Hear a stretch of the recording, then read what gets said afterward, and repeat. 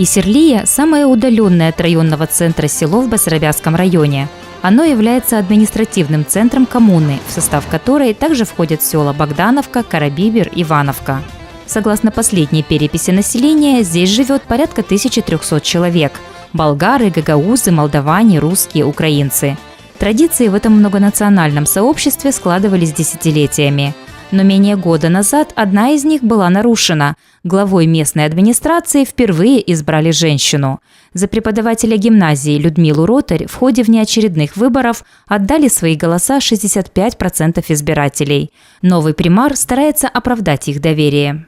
Я родилась и выросла в этом селе. Знаете, я хочу сказать, что мы слишком много друг о друге знаем.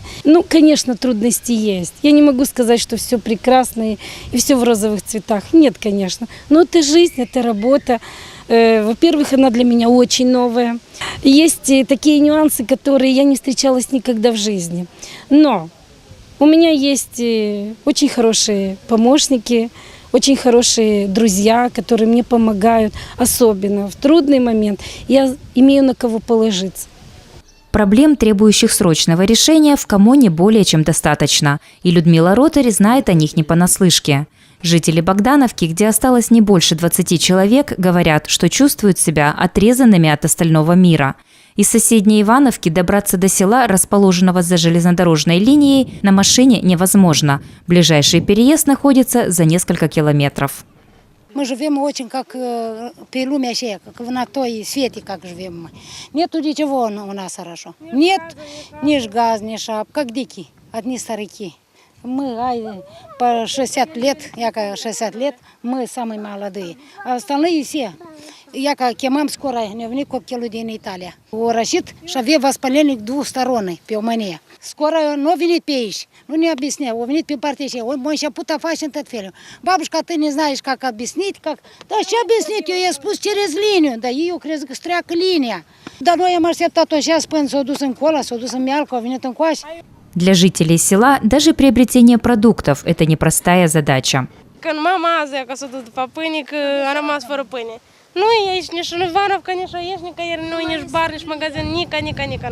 Единственным спасением для живущих здесь пожилых людей является социальный работник. Галина Желиховский в любую погоду добирается до своих подопечных – на велосипеде, либо и вовсе пешком. Тащу им воду, кушанье. 2 раза уже сегодня ходила. Ходила в Бессарабку, утром тащила продукты, теперь и в Исерлию ходила.